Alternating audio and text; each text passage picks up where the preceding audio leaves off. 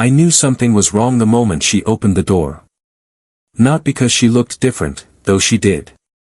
Her hair was styled like someone else's idea of sophistication. Her smile too polished to be real. No, what struck me was the stillness behind her eyes. A silence I had seen before. A distance she once reserved only for people she wanted nothing to do with. People who weren't me. "Can I help you?" she said. It was the tilt of her head, the pointed neutrality, the way her new in-laws crowded behind her, dressed in designer comfort, wine glasses in hand, waiting for her performance. She didn't even glance at me long enough to register the panic building in my chest. And then it came, the line that snapped something delicate inside me. "I'm sorry, sir. I think you have the wrong house, sir. I paid for that house, designed it, chose the land, the stone, the glass, the view over the valley she once said felt like heaven. I placed the keys in her trembling hands the day she told me she wanted a fresh start. But now, in front of her new family, I was a stranger, a prop she refused to acknowledge, a ghost she pretended not to see. The room behind her was warm and buzzing with laughter.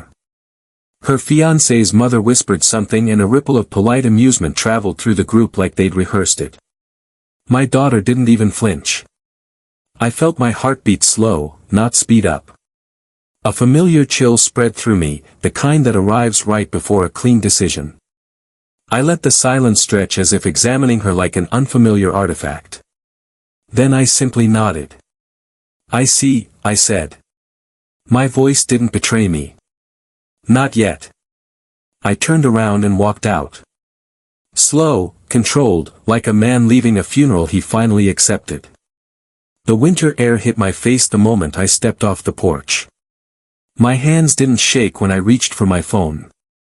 I dialed one number. He answered on the first ring. "Proceed," I said. I didn't need to explain. He already knew what that word meant. 30 minutes later, the screaming began.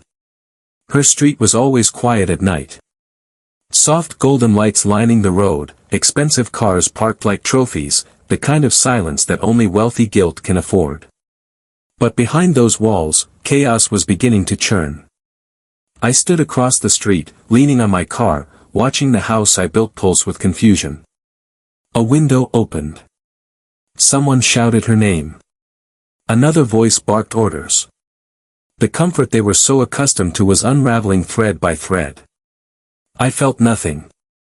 No relief, no guilt, just a hollow understanding. Whatever bond we once had died the moment she called me sir. Inside that 30-minute window, I replayed everything. The first time she said she wanted independence. The first time she hinted I embarrassed her. The first time she brought home people who used my money but despised my existence. I had ignored every sign, believing she would eventually recognize the difference between support and servitude. But humility is a rare inheritance. Entitlement is hereditary, too, if you feed it long enough. I didn't shout, didn't demand answers, didn't accuse her in front of her polished new relatives. Those are the reactions of a man desperate to be heard. I am not that man. My silence was the funeral bell for whatever relationship we had left. When she chose pride over blood, she forgot that the life she flaunted was tethered to me by legal, financial, and structural threads I could cut with a single call.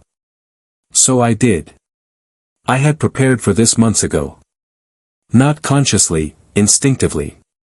When I saw her drifting toward people who admired wealth more than character, I adjusted my estate plans, shifted property ownership, added clauses, protected myself. Her home, that home, wasn't in her name. Not fully. Her fiancé's business, which I helped him launch as a gesture of trust, relied on quarterly injections from me. Their vehicles were leased through my company. Even the utilities were quietly routed through accounts that could be disabled with a command. Leverage isn't vindictive. It's preventative. I simply never thought I'd need to use it against my own child. Yet there I was, watching the lights flicker inside the house. The first consequence, electricity off, water disabled, security access revoked, bank cards frozen, fiancé's business accounts flagged for immediate audit, wedding venue booked under my guarantee cancelled. Insurance policies paused pending eligibility review. Every luxury peeled away like wallpaper in a burning room. I didn't raise a finger, just set the pieces in motion. Inside, panic spread like smoke. Her fiancé ran outside, shouting into his phone. His mother cursed loudly. Someone tried restarting a car that wouldn't start. Then the front door flew open, and my daughter stumbled out barefoot, hair undone, eyes wide. Not with arrogance this time, but with fear. She spotted me across the street. Her voice cracked. "Dad." "Not sir." "Not, you have the wrong house, just, Dad."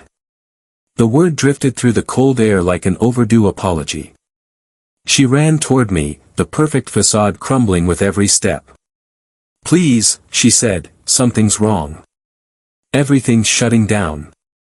"They're saying, I know," I replied. She froze. I watched realization dawn across her face, slow and suffocating. "You did this?" "I didn't do anything," I said calmly. "I simply stopped doing everything." She flinched like the truth slapped her. Her fiancé approached, trying to sound authoritative. "You can't just," I looked at him once, not angrily, just enough for him to feel how irrelevant he was. He stepped back. My daughter's voice trembled. "Why, Dad? Why would you do this to me?" "You did it to yourself," I said. "The moment you made me a stranger in the home I gave you." Tears formed. "Genuine this time." "I made one mistake," she pleaded. "No," I said. "You made a choice." She reached out to touch my arm, but I stepped back. "Distance isn't punishment. It's clarity." "I'll restore everything," I said, "on one condition." She looked up, desperate. "Anything." "Remember who stood by you," I said, "and who only stands with you when the lights are on." Her breath hitched. "But understand this, your life will never again be built on my silence." I turned to leave. She called after me, voice breaking. "Dad, please don't walk away." I didn't look back. Some lessons require the echo of a closing door to truly land. She wanted a new family.